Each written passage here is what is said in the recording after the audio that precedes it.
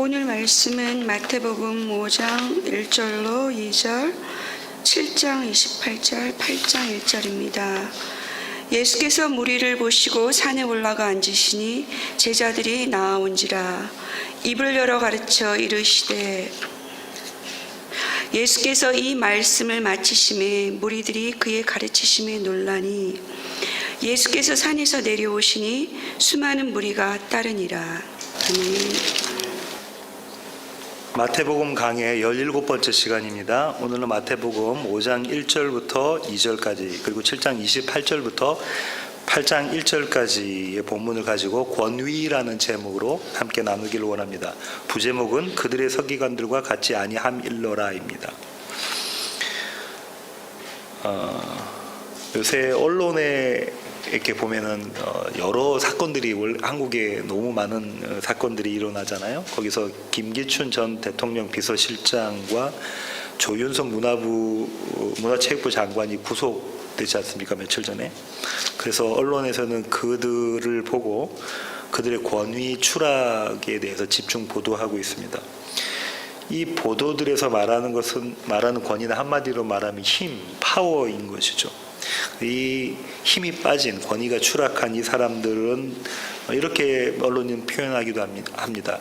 이제 힘이 빠진 대통령의 남자, 대통령의 여자, 이렇게 표현하기도 합니다. 저는 특정 정치인을 비난할 생각이 없고요.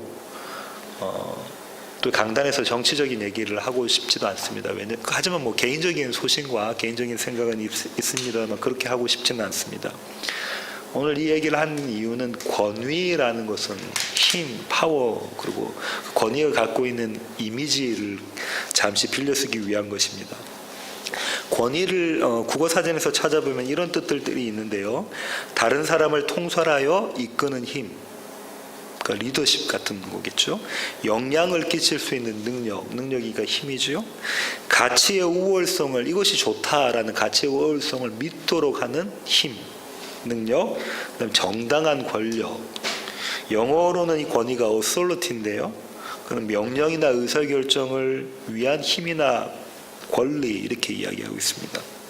오늘 설교는 이 권위에 대한 주제에 대한 설명을 하려고 합니다. 아까 강매 집사님이 29절을 빼먹으셨는데요. 29절이 오늘 설교의 중심 주제에 관련된 구절입니다. 산상수훈에 들어가기 전에 먼저 몇 가지 살펴볼 게 있는데요. 오늘부터 시작합니다. 산상수훈이. 신학자들은 이 산상수훈을 어떻게 평가하냐면 제가 한번 읽어보겠습니다. 마이클 그린이라는 신학자는 이렇게 이야기합니다. 산상수훈은 그리스도의 가르침이라는 왕관에 박힌 최상의 보석이다. 그러니까 꽃 중에 꽃, 이렇게 이야기하고 있는 것이죠. 드루 헌터라는 신학자는 이렇게 이야기합니다. 그리스도의 권위 있는 가르침을 통해 하나님에 대한 신뢰와 순종으로 충만한 제자의 삶을 소개하고 있다. 하나님께 대한 신뢰와 순종으로 충만한 제자의 삶을 소개하는 것이 산상수훈이다 이야기하고요. 크레이크 키너라는 신학자는 이렇게 이야기합니다. 제자들의 개혁적인 헌신과 하나님에 대한 의지를 요청하는 설교이다. 개혁적인 헌신과 하나님에 대한 의지를 요청하는 설교이다.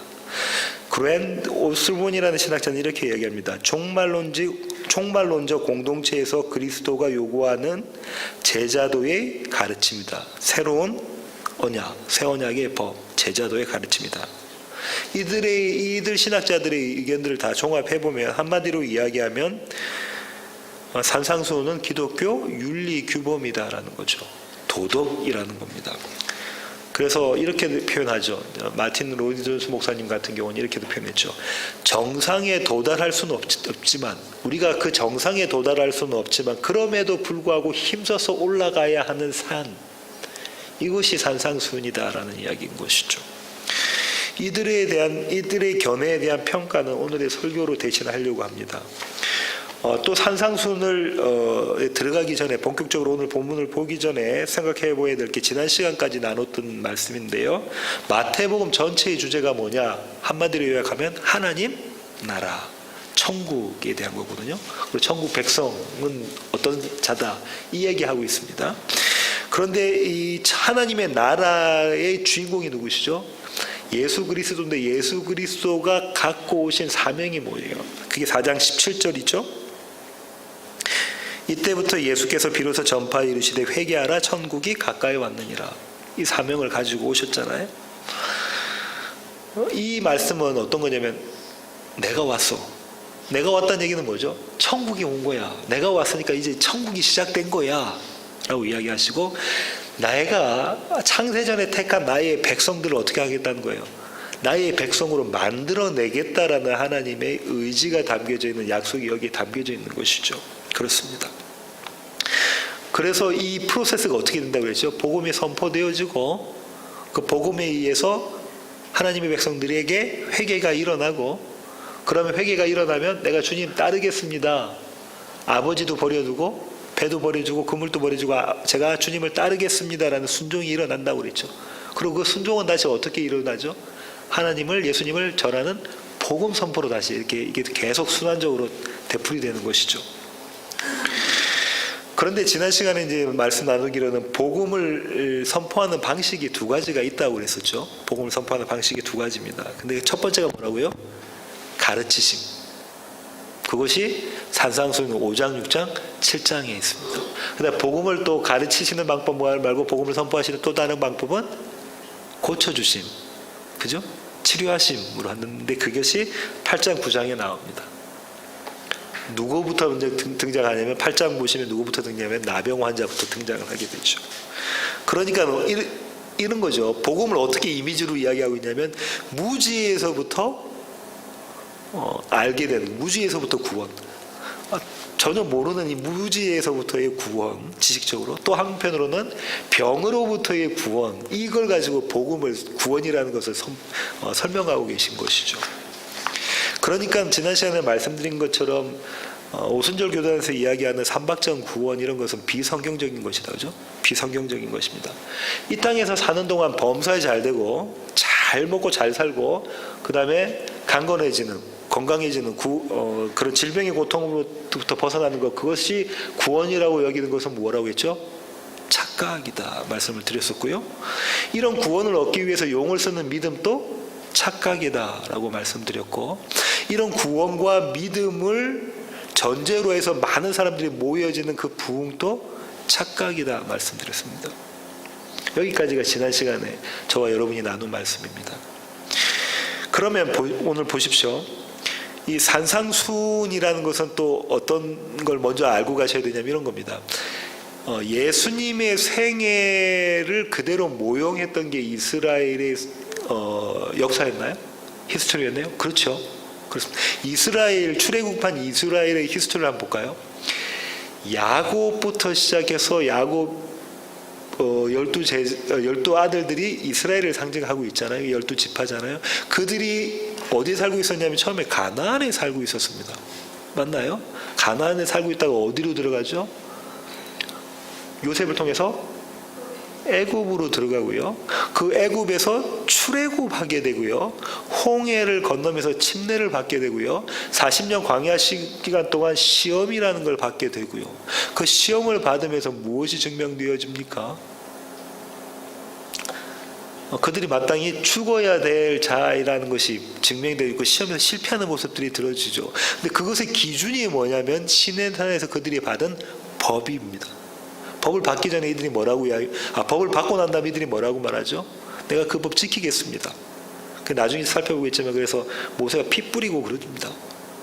언약의 피를 뿌리고 그런다고요. 내가 그 법 반드시 지키겠습니다라고 말했는데 그것이 실패한 모습이 드러나는 거죠. 그렇게 해서 옛사람들인 1세대들이 다 어떻게 광야에서 죽게 됩니다. 대표적인 케이스가 3,000명이 황금송아지를 섬겼던 3,000명이 죽는 모습으로 드러나는 거죠. 그러고 난 다음에 광야에서 1세대가 죽고 옛사람이 죽고 2세대인 세 사람들이 약속의 땅으로 들어가는 거죠. 예수님의 삶의 이 모습이 그대로 재현이 되어지죠. 그런가요? 예수님 어디서 태어나셨습니까? 베들레헴에서 태어나셔서요. 어디로 가시죠? 애굽으로 가시고 애굽에서 불러냄을 입었다라는 하나님의 말씀을 성취하시고 그 다음에 요단강에서 침례 받으시고 그 다음에 40일 동안 광야에서 시험 받으시고, 그죠? 그 시험에서 이스라엘 백성과 대조적으로 어떻게 하십니까? 시험에서 성공하시는 모습의 그림이 그려져 있다. 그죠? 그러고 난 다음에 산상순의 산에 오르십니다. 지금 그러면 이스라엘 백성에서의 이 자리는 어디였죠? 모세가 시내산에 오르는 그 자리에 지금 예수님이 서서 예수님의 삶 가운데 그 자리에 서서 지금 말씀을 선포하시는 것이죠. 지난 시간에 말씀드린 것처럼 예수님의 삶은, 그리고 그 삶의 모형이 되었던 이스라엘의 역사는 저와 여러분의 삶 가운데 그대로 재현되어진다라고 말씀을 드렸습니다. 그죠? 그것을 염두에 두시기를 원합니다.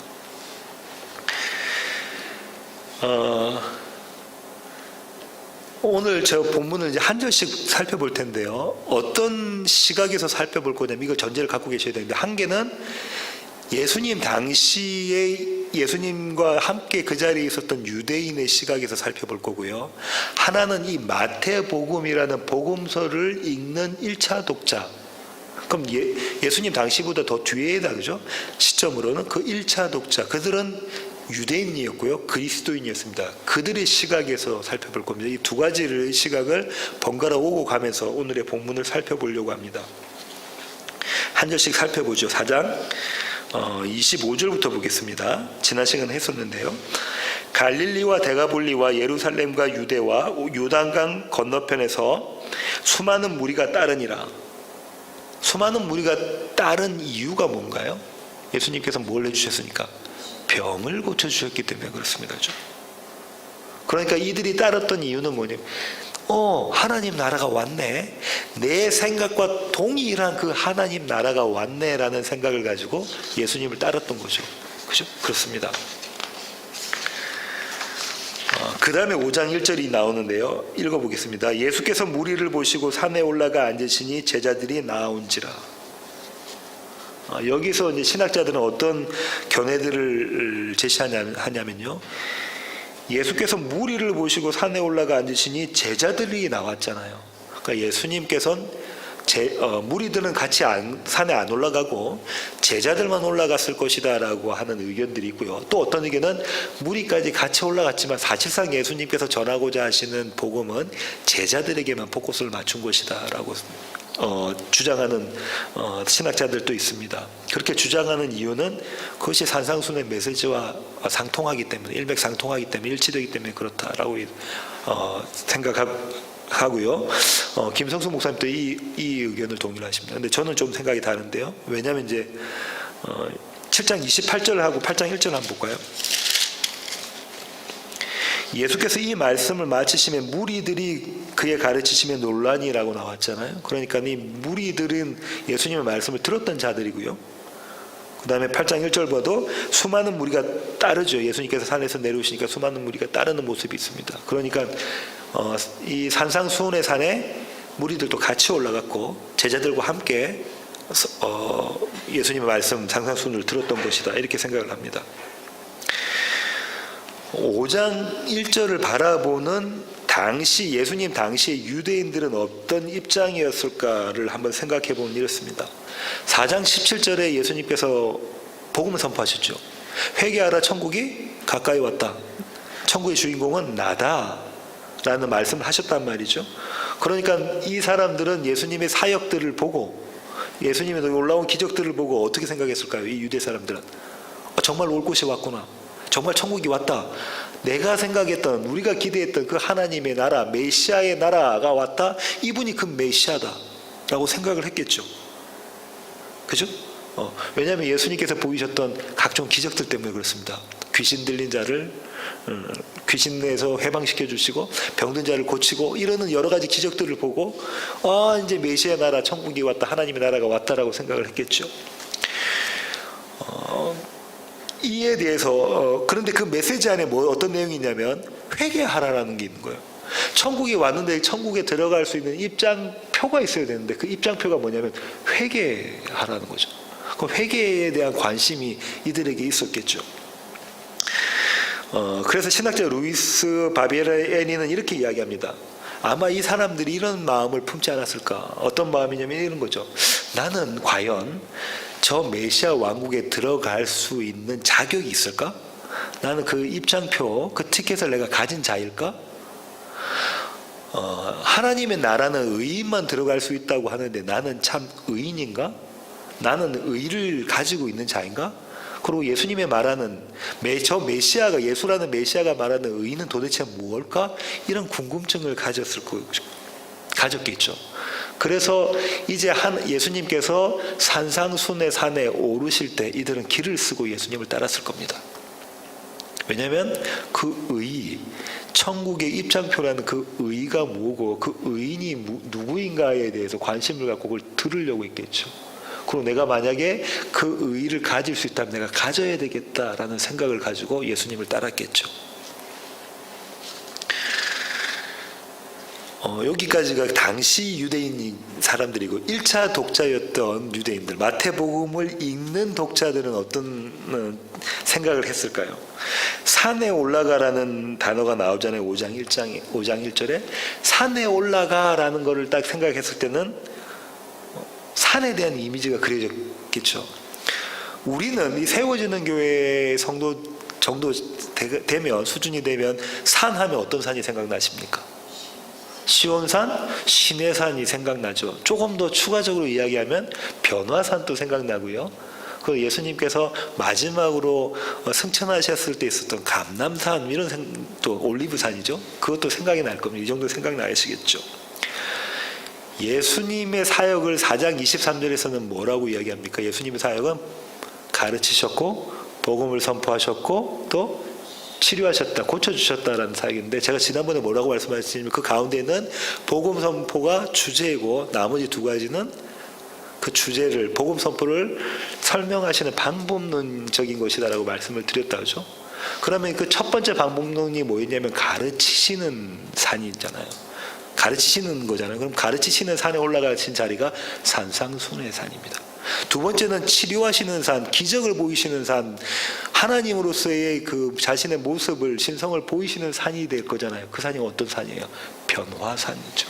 변화산에도 복음을 선포하시는 것이란 말이죠. 그런가요? 한번 가보겠습니다. 17장, 마태복음 17장 1절부터 7절 한번 볼게요.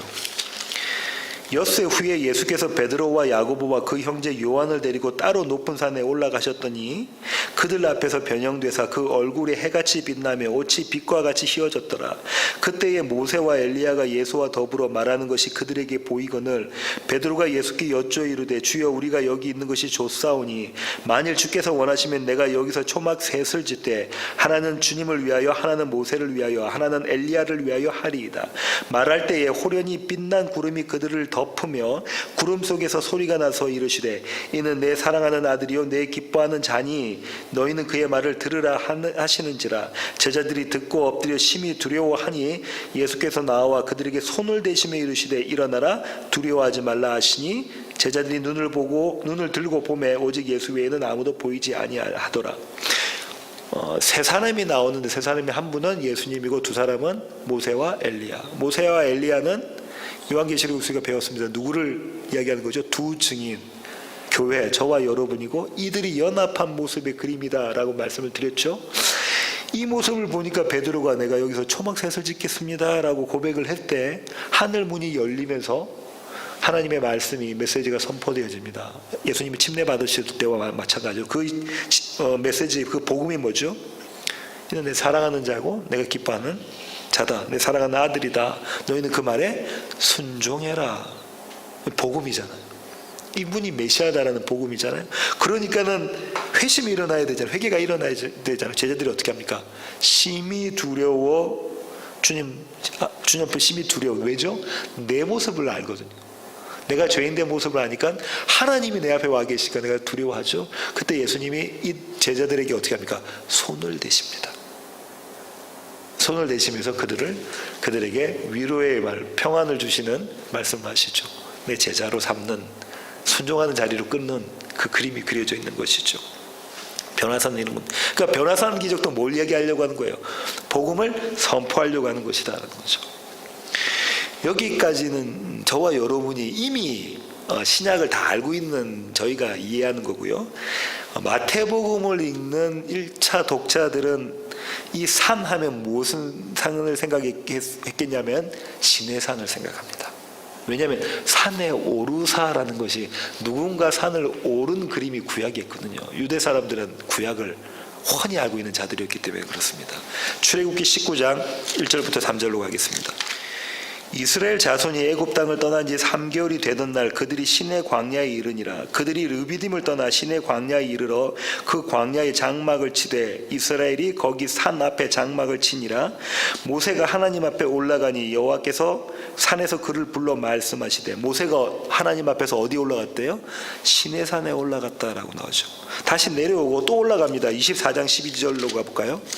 출애굽기 24장 12절입니다. 여호와께서 모세에게 이르시되 너는 산에 올라 내게로 와서 거기 있으라. 내가 그대를 가르치도록 내가 율법과 계명을 친히 기록한 돌판을 내게 주리라. 모세가 그의 부하 여호수아와 함께 일어나 모세가 하나님의 산으로 올라가며, 이 구절이 이제 생각난 거예요. 마태복음을 읽는 1차 독자들은 예수님이 산에 오르사 하니까 모세가 산에 오른 그림이 연상이 되겠죠. 오버랩이 되겠죠. 그 다음에 5장 1절을 보니까 또 중요한 구절이 있는데요. 예수님이 산에 올라가서 뭐 하셨대요? 앉으셨어요. 이 앉으셨다도 그들에게는 중요한 의미가 있습니다. 왜 그러냐면 모세도 그렇고 이스라엘의 유대의 랍비들은 앉아서 설교를 하고 앉아서 강론하고 앉아서 가르쳤단 말이죠. 마태복음 23장 2절로 가겠습니다. 마태복음 23장 2절입니다. 1절부터 읽어볼게요. 이에 예수께서 무리와 제자들에게 말씀하여 이르시되 서기관들과 바리새인들이 모세의 자리에 앉았으니, 모세 자리에 앉아서 뭐 한 거냐면 이들이 가르쳤다는 거죠. 무엇을? 율법을 가리킨 그 그림이 그려졌죠. 그러니까 그때 1차 독자들이 이렇게 생각했던 거죠. 예수님이 산에 오르셨는데 앉으셔서 이제는 무언가 말씀을 선포하시겠구나, 말씀을 가르쳐 주시겠구나. 근데 그 말씀을 가르치실 것이 뭐냐면 시내산에서 뭘 받았죠? 율법을 받았잖아요. 10계명으로 대표되는 율법을 받았잖아요. 그럼 이 구약을 설명하겠구나, 모세 오경을 설명하겠구나라는 것을 이들은 이미 알고 있는 거죠. 기대하고 있는 겁니다. 모세 오경은 모세가 쓴 성경이 몇 권이죠? 5권. 창세기, 출애굽기, 레위기, 민수기, 신명기 5권이죠. 마태복음에 나오는 강론, 설교가 몇 개라겠습니까? 5개입니다. 마태가 일부러 그 구조를 맞춘 것이죠. 그 다음 5장 2절을 한번 보겠습니다. 입을 열어 가르쳐 이르시되, 입을 열어 가르쳐 이르시되, 당시 유대인들은, 예수님 곁에서 예수님의 말씀을 듣고 있는 유대인들은 아마도 제 짐작으로 했을 겁니다. 예수님의 눈과 입을 뚫어지게 쳐다봤을 거예요. 뚫어지도록 쳐다봤을 겁니다. 왜죠? 아까 제가 말씀드렸잖아요. 하나님의 나라의 백성의 자격, 천국에 들어가는 자격을 예수님께서 이제 설명하실 거니까. 하나님 나라에서 말하는 의, 하나님 백성의 의는 이것이다 예수님께서 설명하실 것이니까 예수님의 입만 뚫어지라 쳐다보셨겠죠. 마치 여기 계신 분들이 설교자의 입술을 쳐다보는 것처럼 그렇게 쳐다보고 있었겠죠. 왜? 의가 뭔지, 의인이 뭔지를 확인하기 위해서 그랬던 거죠. 그런데 1차 독자들은 어떤 생각을 하게 됐냐면 입을 열어라는 구절에 또 눈이 가게 됩니다. 왜 그러냐면 입을 열어라는 구절은 관용어인데요. 그러니까 영어는 이디엄인데요. 어떤 거냐면 이런 겁니다. 하나님의 말씀이 선포되어지는 것에 대한 구절인 거예요. 구약의 선지자들은 입을 열어 하면 이때는 자신의 이야기, 자기 안에 있는 소리를 하는 게 아니라 하나님의 소리, 하나님의 말씀이 그 입술을 통해서 선포되어지는, 전달되어지는 그 구절 이디엄인 거예요. 그 관용구니까 그걸 생각했죠. 이제부터 예수님께서 하나님의 말씀을 선포하시겠구나 라는 거죠. 모세 오경, 율법을 해석해내시겠구나라는 것을 이제 생각했겠죠. 그런 기대를 가졌을 겁니다. 그러면서 또 한편으로는 모세가 선포했던 모세 입을 통해서 하나님 말씀이 선포되는 것, 그 그림, 이미지를 그렸을 거예요. 출애굽기 19장 3절로 가겠습니다. 출애굽기 19장 3절입니다. 모세가 하나님 앞에 올라가니 이렇게 올라갔죠. 여호와께서 산에서 그를 불러 말씀하시되 너는 이같이 야곱의 지레에 말하고 이스라엘 자손들에게 말하라. 누가 누구에게 말씀을 하시죠? 여호와 하나님께서 모세에게 이야기하고 모세는 누구에게 이야기를 하라는 거예요? 이스라엘에게 이야기해라. 그러니까는 모세는 하나님의 말씀을 전달하는 대언자, 선지자라는 그 그림이 그려져 있는 것이다. 그죠? 예, 그렇습니다. 20장 1절 한번 볼까요? 하나님이 이 모든 말씀으로 말씀하여 이르시되 나는 너를 애굽 땅 종 되었던 집에서 인도하여 낸 네 하나님 여호와니라. 이러면서 십계명이 딱 나오죠. 네. 뭐 지금 이야기하고 있냐면 하나님께서 모세를 통해서 말씀을 선포하실 건데 그 말씀의 내용이 뭐라는 거예요? 복음이라는 거죠. 25장 1절로 갈게요. 출애굽기 25장 1절입니다. 여호와께서 모세에게 말씀하여 이르시되, 계속해서 여호와께서는 모세에게 말씀하여 이르시고 모세는 그것을 이스라엘 백성들에게 전달을 합니다. 그럼 하나님의 입을 열어라는 구절들을 가지고 하나님의 입이라고 1차 독자들은, 마태복음의 1차 독자들은 그렇게 연상을 했을 거고요. 또 한 가지 사건을 그들은 생각했을 겁니다. 뭘까요? 입을 열어 하면 뭐가 생각나요? 옛날 성경에는 가라사대라고 되어 있습니다. 뭐가 생각날까요? 하나님의 창조가 생각나야 됩니다. 예, 그들은 하나님의 창조를 생각했을 겁니다. 창세기로 가볼까요? 1장 3절입니다. 하나님이 뭐라고 되어 있습니까? 이르시되, 이후로 계속 그러죠? 하나님이 이르시되. 그러면 마태복음을 읽는 1차 독자인 유대인들은 하나님의 말씀이 선포되어지는 거구나. 그 다음에 이 얘기는 창조에 대한 얘기, 다시 말하면 새 창조에 대한 이야기구나까지도 갔을 수 있습니다. 저와 여러분도 그것까지 이해를 하고 있어야 될 것 같고요. 그렇습니다. 그렇게 해서 5장 1절과 2절이 이제 끝나고요. 그 다음에 산상수훈이 5장, 6장, 7장에 걸쳐서 펼쳐집니다. 산상수훈의 처음은 팔복이고요. 팔복. 하나님의 나라의 백성의 아이덴티티, 정체성에 관한 거라고 그랬죠. 그 다음은 소금과 빛. 이것도 하나님 나라의 백성의 정체성에 대한 이야기고요. 그 다음에 율법의 완성이 이제 선포되어집니다. 어떻게 선포되어지냐면 이렇게 했죠. 너희가 이렇게 들었으나 나는 너희에게 이렇게 말한다. 너희 이렇게 들었지. 이 얘기는 누가 이야기했을까요? 모세의 얘기를 누가 한 거예요? 바리새인과 서기관들이 모세의 자리에 앉아서 가르쳤겠죠. 예. 너는 이렇게 들었겠지만 나는 이렇게 이야기한다. 그러면서 6계명부터 10계명까지를 재해석을 하십니다. 재해석하시는 그림이 그려져 있고, 그 다음에 종교 생활의 대표적인 것들이 나와요. 그게 뭐냐면 구제와 기도와 금식. 바리새인들이 엄청나게 투자했던 게 뭐죠? 구제와 기도와 금식입니다. 그 얘기를 해석을 해줘요. 그 기도 안에 뭐가 들어가 있냐면 주 기도문이 들어가 있습니다. 그러고 난 다음에 거짓 선지자에 대한 이야기로 마무리를 짓습니다. 거짓 선지자들을 조심해라. 잘못 가리키는 것, 그거 조심해야지. 복음이 아닌 내용으로 가리키는 것, 그거 잘못된 거니까 그거 조심해. 이렇게 산상수훈을 마무리합니다. 마무리하고 난 다음에 오늘 아까 강미 집사님 읽으셨던 7장 28절로 들어가죠. 7장 28절로 한번 가볼까요? 예수께서 이 말씀을 마치심에 무리들이 그의 가르치심에 놀라니. 이 말씀을 마치심에라는 구절은 5번 사용됩니다. 그렇겠죠? 찾지 마시고요. 7장 28절, 11장 1절, 13장 53절, 19장 1절, 26장 1절에 보면 5번 사용됩니다. 왜 그렇죠? 예수님의 강론이, 설교가 5번 있었기 때문에 시작하시고 마치시는 그림이 그려져 있죠. 동일한 패턴으로 뭘 설명하려고 하는 거냐면 모세 오경이 나와 있는 이 그림과 예수님의 설교를 비교해서 대조해서 설명을 하려고 하는 것이죠.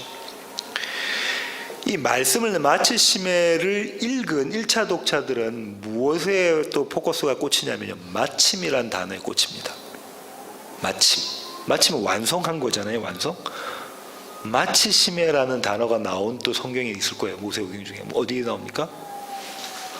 창조 때 나오죠. 창조 때 나옵니다. 창세기 2장 1절부터 2절 가볼까요? 창세기 2장 1절부터 2절입니다. 천지와 만물이 다 이루어지니라 완성되었죠. 하나님이 그가 하시던 일을 일곱째 날에 뭐 하셨다고 합니까? 마치시니. 그러면서 안식일이 주어진 거죠. 마치. 그러면 이 말씀이 마치셨다라는 이야기, 마침이라는 단어, 마치심이라는 이 단어를 보고 1차 독자들은 이 창조, 새 창조가 이렇게 맞춰지는 거구나라는 생각을 갖게 되었겠죠. 그 다음에 7장 28절에 보면 또 중요한 단어가 나오는데 이게 논란이라는 단어입니다. 논란이. 이 단어의 뉘앙스를 좀 알기 위해서는 이제 성경 구절을 이번에는 좀 읽어보겠는데요. 13장 54절로 가볼까요? 13장 54절입니다. 53절부터 읽어볼게요. 예수께서 이 모든 비유를 마치신 후에 그곳을 떠나서 고향으로 돌아가서 그들의 회당에서 가르치시니 그들이 놀라 이르되 이 사람이 이 지혜와 이런 능력이 어디서 났느냐. 그러면서 그 사람이 목수의 아들 아니냐 이러죠. 그들이 놀랬던 거예요. 지금까지 배워왔던 그런 가르침이 아니었던 거죠. 이 놀람의 뉘앙스가 있습니다. 19장 25절로 가볼까요?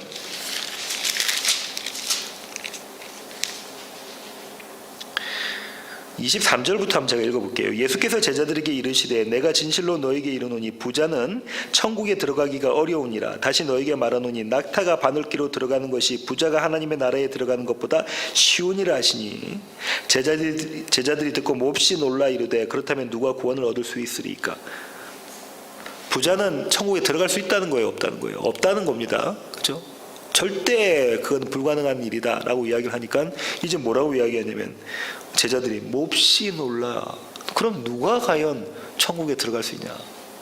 누가 천국행 티켓을 가질 수 있냐? 이렇게 물어보는 거죠. 이 놀람의 이미지 한 군데 더 보겠습니다. 22장 23절. 22절. 그들이 이 말씀을 듣고 놀랍게 여겨 예수를 떠나가니라. 여기 또 놀랍게 여겼죠. 이거는 뭐냐면 이제 예수님을 시험하려고 했던 거죠. 동전을 갖고 와서 동전을 갖고 와서 이 동전의 그림을 보고 이 형상을 보고 이게 누구한테 드려야 옳습니까? 라니까 예수님께서 어떤 말씀하시냐면 가이사의 것은 가이사에게, 하나님 것은 하나님께 드려라. 그러니까 자기들이 덫을 놨는데 덫에 걸리지 않잖아요. 그렇게 답변하시는 그 모습을 보고 그분의 그 지혜를 보고 놀라는 모습. 이게 지금 이 오늘 7장 28절에 나와 있는 놀람에 대한 이미지입니다. 뉘앙스입니다. 학자들은 이렇게 이야기하는데요. 문자적으로는 이 놀랐다라는 것이 충격을 받았다는 거예요. 충격을 받았다라는 뜻입니다. 아주 쇼킹한 것, 쇼크를 받았다는 거죠. 그런데 해석적으로는 어떻게 보냐면 이 충격을 받았는데 그냥 뭐 조금 이렇게 공이 와서 이렇게 충격받는 게 아니라 압도적인 충격을 받았다. 그래서 권위에 압도되어져 있는 모습의 그림이다라고 이야기하는 거예요. 왜냐하면 이 논란이라고 되어져 있는 그 헬라어 단어가 여러 개가 있는데 그 중에서 가장 이 수준이 높은 그 단어를 사용하고 있는 거죠. 예수님의 가르침에 압도된 사람이 놀라는 그 모습이라는 거죠. 그리고 시제가 뭘로 쓰여져 있냐면 미완료로 쓰여져 있는데요. 이 미완료라는 것은 완료되지 않은 거예요. 헬라에서. 그러면 현재형처럼 바라볼 수 있는 건데요. 그러면 이런 겁니다. 그 헬라어는 시상이 중요하다고 그랬잖아요. 영어는 시제가 없고 한글에도 시제가 없지만 헬라어는 시상이라는 건 시제의 상태가 있다는 거죠. 그 시상을 가지고 이야기하려고 하는 내용이 있는데 그게 어떤 내용이냐면 이런 거죠. 미완료를 썼다는 거는 이들이 놀람이 그 한 번으로 끝인 게 아니라 계속 이어졌다는 거예요. 계속 이어졌다는 거예요. 그래서 한 신학자는 이렇게 이야기합니다. 마치 그들이 말씀을 다 듣고 헤어져서 집으로 돌아가는 그 자리까지도 놀라 있는 상태다라는 거죠. 이런 놀람이라는 겁니다. 그런데 이들은 왜 놀랐나요? 7장 29절이 답인데요. 마태복음 7장 29절입니다. 이는 그 가르치시는 것이 권위 있는 자와 같고 그들의 서기관들과 같지 아니함일러라. 놀란 이유는 예수님의 가르침이 권위가 있었단 말이죠. 권위가 있었고 서기관들하고는 달랐다는 거죠. 서기관들의 가르침 권위가 없었다는 거죠. 왜 이들이 이렇게 얘기했냐면 유대인들이 예수님의 산상수훈을 들으러 산에 올라간 이유가 뭐라고 했습니까? 설교 처음에 뭐라고 그러죠? 천국행 티켓을 갖기 위한 거죠. 하나님의 나라의 백성의 의인은 과연 무엇이고 누가 그 의인이라는 것을 듣기 위한 거고 내가 그 자격이 있는 것을 가늠해 보기 위한 것이라고 말씀을 드렸잖아요. 근데 예수님께서 이 산상수훈 가운데 기가 막힌 말씀을 하셨거든요. 그래서 이들이 놀라게 됩니다. 그 기가 막힌 말씀이 마태복음 5장 20절입니다. 5장 20절 한번 볼까요? 내가 너희에게 이르노니 너희 의가 서기관과 바리새인보다 더 낫지 못하면 결코 천국에 들어가지 못하리라. 뭐라고요? 너희가 갖고 있는 의가 서기관과 바리새인의 의와 같지 못하면 너희가 천국에 못 들어가. 천국행 티켓은 그들의 의보다 더 나아야 되는 것이야 라고 얘기해요. 여기서 더 나아야 되는 것이야는 어떤 의미냐면 그것이 아니야, 이 정도 수준이 되어야 되는 것이야 라고 주어진 게 산상수훈이란 말이죠. 애들이 놀랄 수밖에 없게 되는 겁니다. 이 놀람에 대해서 이들이 보였던 반응은 어떤 것들이었냐 하면 추정해 보면 돼요. 아마 제 생각으로는 3가지 정도의 반응을 보였을 것이라고 생각이 되어집니다. 근데 이들의 공통적인 반응은 뭐냐면요, 이런 거죠. 이거 서기관들이 가르쳐주는, 해석해주는 그거는 다르네. 그죠? 그러면서 또 이거 서기관들은 해석을 어떻게 했죠? 모세오경을 해석을 어떻게 했냐면 이것이 하나님을 기쁘시게 하는 것이야 라고 선포를 하고, 이걸 하기 위해 우리가 순종을 해야 되는데, 하나님의 말씀에 순종을 해야 되는데, 그 순종을 하기 위해서는 이런 행동 규칙들, 세칙을 따라야 돼 라고 만들었고, 그죠? 왜냐면 너무 이걸 러프하게 서 있어, 함축적으로 서 있으니까 그걸 이렇게 따라야 돼 라고 만들었고, 그것들을 서기관들과 바리새인은 지켰단 말이에요. 지켰는데 그 이보다 나아야 된다는 거예요. 그러니까 쇼킹한 거죠. 이들 중에서 어떤 그룹이 보였을 첫 번째 반응은 뭐냐면 포기입니다. 포기. 뭐야, 그들은 이렇게 생각했겠죠. 뭐야 이게, 이제 메시아가 와서 천국에 온 것으로 생각했는데 서기관과 바리새인의 의보다 더 나아야 된다니까? 이게 도대체 뭐야? 왜 우리가 서기관과 바리새인들을 존경하는데 우리가 지킬 수 없는 그것을 그들은 지켜내고 있으니까 내가 그들을 존경하는데, 우리가 존경하는데 그것보다 더 하라니까 이건 도대체가 내가 감당할 수가 없네.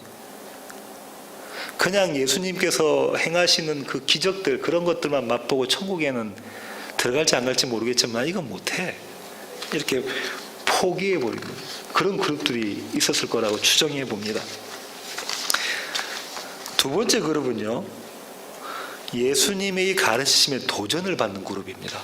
도전을 받은 거죠. 그건 이런 거죠. 여전히 더 엄격한 규범으로 이해를 한 거죠. 첫 번째 사람들도 규범으로 이해한 겁니다. 산상수훈을 규범으로 이해한 거고, 두 번째 사람들은 여전히 더 엄격한 규범으로 이야기한 겁니다. 원래 갖고 있던 것보다 더 엄격한 규범으로. 산상수훈을 딱 듣고 이들은 이렇게 생각했죠. 그럼 이 정도는 돼야 돼. 인간이라면 이 정도는 되는 규범을 지켜야지. 그들은 이렇게 이 정도는 돼야 내가 한번 도전해볼 만하지, 이렇게 생각하지 않았겠습니까? 이렇게 생각했던 사람들 중에 유명한 신학자가 슈바이처입니다. 슈바이처는 예수님을 믿지 않았고 일신으로 모델로만 생각해서 이 규범을 지켜야 되라고 생각했던 자입니다. 크리스찬이 아니었던 인도의 유명한, 인도를 영국으로부터 독립하게 만들었던 장본인이 누구죠?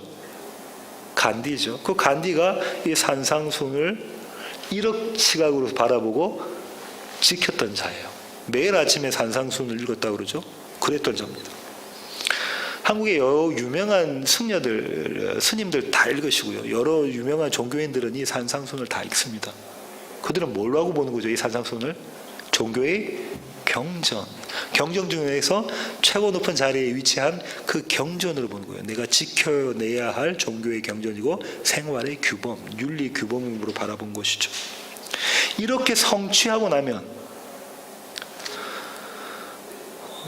네 뺨을 때린 사람이 있어? 그럼 이쪽도 뺨도 돌려대? 그걸 딱 돌려대는데 또 뺨을 또 맞았어요. 성취하고 나면 어떤 마음이 들까요? 내적으로 어떤 마음이 들까요? 내가 이 높은 레벨의, 이 높은 수준의 규범을 성취해냈구나라는 그 마음이 딱 들죠. 교만이 딱 들어옵니다. 그죠? 외부적으로는요. 다른 사람은 그 사람을 어떻게 볼까요? 만약 강 집사님이 했어요. 강호찬 집사님이 그렇게 성취했어요. 그러면 어떻게 볼까요? 아이고, 강 집사님. 존경의 눈초리로 쳐다보겠죠. 이들은 이렇게 했던 겁니다. 아웃풋은 교만군밖에 없어요. 규범으로 보면. 이것에 대해서 조금 더 변형된 모습은 어떤 거냐면 기독교의 윤리로 이 산상수훈을 바라보는 겁니다. 쉽게 말하면 이건 거죠. 하나님 반, 내가 반. 하나님 절반, 내가 절반. 내 혼자서는 이걸 지켜낼 수 없으니까 하나님 힘을 빌어서 내가 이거 지켜낼게요. 나는 용을 쓰겠습니다. 하나님 반, 나 반, 인간 반. 그런 거죠. 예수 그리스도를 등에 업고 한번 윤리적으로 내가 살아볼게요 라고 되는 거죠.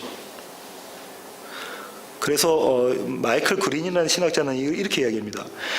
완전히 다른 혁명적인 생활 방식으로 산상수훈을 이해해야 한다. 그죠? 지금 그 얘기하는 거잖아요. 생활 방식으로, 완전히 다른 생활 방식으로 산상수훈을 이해해야 한다. 크레이크 키는 이렇게 얘기합니다. 하나님의 참 백성은 하나님을 위해서 산다. 그들을 위해서 사는 게 아니라. 그렇게 이야기합니다.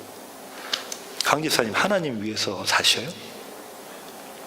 고개를 떨구시는 이유는 저나 여러분이나 우리는 입술로는 하나님을 위해서 산다고 하지만 여전히 나를 위해서 살고 있는 존재이거든요. 이게 성립이 안 되는 거예요.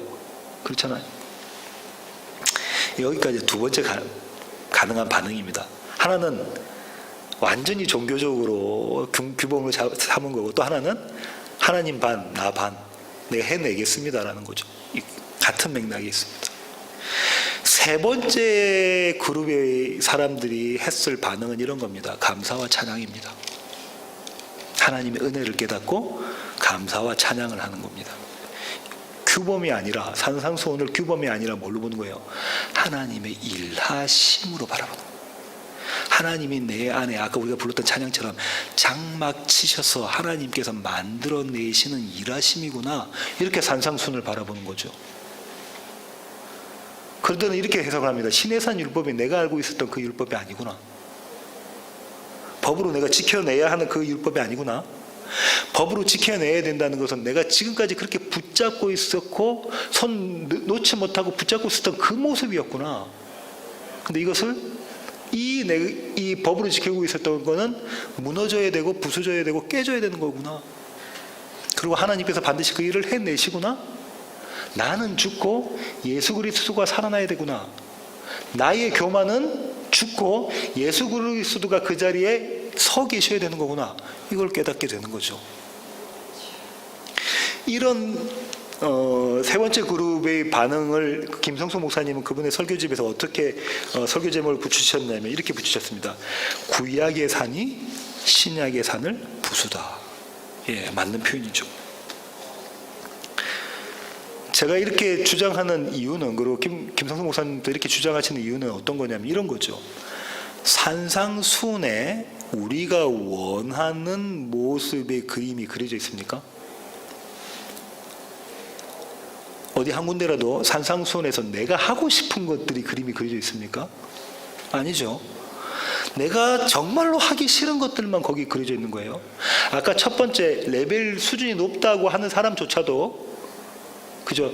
첫 번째 레벨 수준이 높다고 하는 사람조차도 그거 갖고 자기 의의를 구하려고 했던 사람이잖아요. 산상수훈은 그런 모습으로 비춰진단 말이죠. 그러면 보세요. 하나님께서 하나님이 원하시는 것을 기록해 놓은 것이 산상수훈이잖아요. 우리가 원하는 게 아니라. 그러면 그것을 이루시는 분이 하나님이시다. 다시 말하면 하나님을 작정해 놓으신 예수 그리스도를 통한 방법이 아니면 결단코 이루어낼 수 없는 것이 산상수훈이다. 예수밖에는 다른 길이 없다를 가르쳐 주시는 것이 산상수훈이다는 거예요. 한마디로 말하면 복음이단 말이에요. 요한복음 3장 16절에 나와 있는 그 복음이 여기에 그대로 나와 있는 것이다. 이 얘기인 거죠. 그게 뭐냐면 좀 전에 읽었던 가르치시는 권위가 서기관들의 권위와는 같지 않다라는 이야기인 것입니다. 마지막으로 8장 1절 한번 볼까요? 예수께서 산에서 내려오시니 수많은 무리가 따르니라. 이제 산상수훈이 다 설교가 되어지고 예수님께서 산에서 내려오시고 제자들과 그 무리들이 수많은 무리 함께 따라서 내려옵니다. 이 수많은 무리가 예수님을 근데 따랐다고 그러잖아요. 그 안에는 두 부류가 있습니다. 그 두 부류는 창세기 3장 15절에 원시복음에서 나와 있는 어느 계열의 부류? 하나는 뱀의 후손의 계열, 또 하나는 여자의 후손의 계열이라고 말씀을 드렸죠. 그 두 부류가 나타납니다. 그 두 부류 중에 한 부류는 이런 모습으로 예수님을 따랐죠. 어떤 모습으로 따랐냐면 황금 송아지를 여호와로 섬기는 모습으로 따릅니다. 출애굽기로 가겠습니다. 출애굽기 32장 1절부터 6절입니다. 출애굽기 32장 1절부터 6절입니다. 백성이 모세가 산에서 내려옴이 더딤을 보고 모여 백성이 아론에게 이르러 말하되 일어나라 우리를 위하여 우리를 인도할 신을 만들라. 이 모세 곧 우리를 애굽 땅에서 인도하여 낸 사람은 어찌 되었는지 알지 못함이니라. 아론이 그들에게 이르되 너희의 아내와 자녀의 귀에서 금고리를 빼어 내게로 가져오라. 모든 백성이 그 귀에서 금고리를 빼어 아론에게로 가져가매 아론이 그들의 손에서 금고리를 받아 부어서 조각칼로 새겨 송아지 형상을 만드니 그들이 말하되 이스라엘아 이는 너희를 애굽 땅에서 인도하여 낸 너희의 신이로다 하는지라. 아론이 보고 그 앞에 제단을 쌓고 이에 아론이 공포하여 이르되 내일은 여호와의 절일이니라 하니 이튿날에 그들이 일찍이 일어나 번제를 드리며 화목제를 드리고 백성이 앉아서 먹고 마시며 일어나서 뛰놀더라. 시내산에 모세가 법을 가지러 갔잖아요. 그 법이 십계명의 첫 번째 두 번째가 뭡니까? 하나님을 섬기는 것과 우상을 만들지 말라는 거죠. 그죠? 우상을 만들지 말라는 건 이런 우상만 이야기하는 게 아니라 하나님을 다른 모습으로 섬기지 말라라는 거잖아요.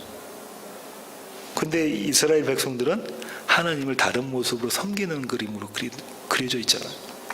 뭐라고 말하냐면 황금 송아지를 보고 여호와라고 그래요. 이 여호와는 어떤 여호와입니까? 애굽에서부터 건져낸 홍해를 건너게 한 그 여호와 이야기하고 있는 거예요. 만나와 메추라기를 먹이게 한 그 여호와, 이 여호와가 그 여호와다라고 생각을 하고 있는 것이죠. 그러면서 무슨 제사를 지내요? 그들이 지금 하고 있는 게 뭐래요? 화목제라고 이야기하고 여호와의 절일이라고, 안식일이잖아요. 여호와의 절일이라고 이야기를 하고 있습니다. 그러면 오늘 마태복음의 8장 1절에서 예수님의 산상수훈을 듣고 예수님을 따르는 많은 사람들 중에 한 부류는 어떻다는 거예요? 본인의 생각대로 본인의 욕망을 투영해서 예수님을 바라보고 하나님 나라는 이런 것이고 하나님 나라에 들어가는 자격은 이런 것이다 라고 본인이 왜곡해서 성경을 해석하는 그림이 그려져 있는 거죠. 이 그림입니다. 반대로 그 다른 그룹은요, 두 번째 그룹은 여호와께 헌신한 모습으로 드러납니다. 같은 32장, 출애굽기 32장 27절부터 29절 한번 볼게요. 26절부터 보겠습니다. 이에 모세가 진문에 서서 이르되 누구든지 여호와의 편에 있는 자는 내게로 나오라 하매 레위 자손이 다 모여 그에게로 가는지라. 모세가 그들에게 이르되 이스라엘의 하나님 여호와께서 이렇게 말씀하시기를 너희는 각각 허리에 칼을 차고 진 이문에서 저문까지 왕래하며 각 사람이 그 형제를, 각 사람이 자기의 친구를, 각 사람이 자기의 이웃을 죽이라 하셨느니라. 레위 자손이 모세의 말대로 행하며 이날에 백성 중에 3,000명가량이 죽임을 당하니라. 모세가 이르되 각 사람이 자기의 아들과 자기의 형제를 쳤으니 오늘 여호와께 헌신하게 되었느니라. 그가 오늘 너에게 복을 내리시리라. 뭐라고 하냐면 모세가 지금 범죄한 황금 송아지를 여호와라고 만든 그 사람들을 죽이기 위해서 누굴 부르죠? 하나님의 편의 선자들 나와라 하니까 레위 지파가 나옵니다. 이건 이미지예요. 레위 지파가 딱 나오는데 이 레위 지파에게 주어진 명령이 뭐예요? 네 부모, 형제, 네 친구들, 네 이웃 다 죽여, 이렇게 한 거잖아요. 레위 지파에는 그러면 그 얘기는 네 부모, 형제, 네 친구 다 나를 죽이라는 거잖아요. 나를 죽여. 그게 쉬운 말입니까? 내 부모, 형제를 죽이라는 게 쉬운 말이냐? 근데 레위 지파들이 어떻게 하죠? 칼을 옆에 차고 있던 칼을 빼내서 다 죽입니다. 그들을 다 죽이죠. 다 죽이는 모습을 보고 모세가 뭐라고 하냐면 너희가 하나님께 헌신하였다라고 얘기하죠. 헌신은 교회에 와서 열심히 청소하고 그러는 것이 아니라, 그거 하지 말라는 게 아니라, 헌신은 어떤 거라고요? 내가 죽고 예수가 사는 게 헌신이는, 모세가 그 얘기하고 있잖아요. 네가 헌신했기 때문에 복을 받겠다. 근데 그거 헌신 내가 할 수 있는 겁니까? 못합니다. 내가 나를 죽이는 거 못하고요. 내가 내 부모, 형제, 내 자식을 죽이는 거 못하잖아요. 하나님이 해놓으시고 예수 그리스도와 연합한 우리를 그렇게 하나님께서 만들어내시고 하나님이 해놓으시고 헌신, 너희가 헌신했다라고 이야기하시는 그 자리로. 그러니까 잘 보십시오. 예수님의 산상순이 선파되어지고 그 말씀을 들었던 무리 가운데는 이 두 부류가 존재하고 있고요. 이 두 부류가 존재하고 있고요. 어떤 부류? 한 부류는 예수님의 권위를 인정하는 부류로, 또 한 부류는 예수님의 권위를 인정하지 않는 부류로, 자기의 소견대로 옳은 대로 해석해내는 그 부류가 있었던 것이죠. 오늘 설교를 마무리하겠습니다. 마지막 결론은요, 한국은 어지러운 시국 가운데 있습니다. 대통령이 탄핵 가운데 있고요. 어쩌면 새로운 대통령을 뽑아야 되는 상황 가운데 처하게 될지도 모릅니다. 이런 어려운 시국 가운데 권위 있다고 하는 자들의 모습들을 보면 씁쓸한 마음이 듭니다. 그리고 권위에 대해서 다시 한번 생각해 보게 되죠. 그런데 권위는요, 행할 만한 능력이 있는 사람이 반드시 행해야 되는 그 일을 행하는 것이 권위입니다. 다시 말하겠습니다. 행할 만한 능력을 가진 사람이 반드시 행해야 되는 그 일을, 그 사명을 행하는 것이 권위이죠. 그런데 성경은요, 이 권위를 가지신 분, 단 한 분의 분으로 누굴 지목하냐면 예수 그리스도를 지목합니다. 7장 28절을 함께 읽겠습니다. 7장 28절입니다. 같이 읽겠습니다. 예수께서 이 말씀을 마치심에 무리들이 그의 가르치심에 놀라니, 29절입니다. 이는 그 가르치시는 것이 권위 있는 자와 같고 그들의 서기관들과 같지 아니함일러라. 그 가르치시는 것이 권위 있는 자와 같고, 오늘 또 그분의 권위가 저와 여러분의 삶 가운데 형성되기를, 우리의 삶 가운데 행사되기를, 그래서 그분만이 나에게 있어서 우리의 삶 가운데서 권위 있는 분이다라고 우리가 고백해내기를 간절히 소원합니다. 기도하시겠습니다. 하나님 감사합니다. 주님 그렇습니다. 하나님, 우리는 하나님의 말씀이 선포되어질 때에 우리가 원하는 대로, 우리가 바라는 대로 그렇게 해석해내고 그것이 하나님 나라라고, 그것이 하나님의 말씀이라고 그렇게 오해하고 곡해하기도 합니다. 하지만 하나님, 이런 우리를 내버려 두지 않으시고 하나님께서 우리 가운데 함께 하셔서 하나님의 말씀의 진리가 무엇인지를 깨닫게 하시고 나는 죽고 예수 그리스도가 우리 안에 사시는 방식으로 우리를 인도해 가시니 주님, 그것이 은혜가 아닐 수가 없습니다. 하나님, 출애굽 당시에 레위인들이 행했던 그 헌신이 우리 가운데 살아나기를 원합니다. 날마다의 삶 가운데서 나는 죽고 예수 그리스도가 사는 그 헌신이 우리 가운데 살아나서 하나님께로부터 복받은 자라는 그런 말씀을 듣는 자들이 되기를 원합니다. 우리 이렇게 하나님, 우리 세워진 교회 모든 지체들을 주님 앞에 헌신한 자로, 주님의 권위만 인정하는 자로 주님 삼아 주시옵소서. 이제는 우리 주 예수 그리스도의 놀라우신 구원의 은혜와 하나님 아버지의 크고 극진하신 사랑과 우리 안에 내주하셔서 예수 그리스도의 권위를 인정하게 만들어 가시는 성령님의 충만하심이 이제 주님 앞에 머리 숙인 세워지는 교회 모든 지체들 머리 위에 이제로부터 영원토록 함께 하시기를 예수 그리스도의 귀하신 이름으로 간절히 축원하옵나이다.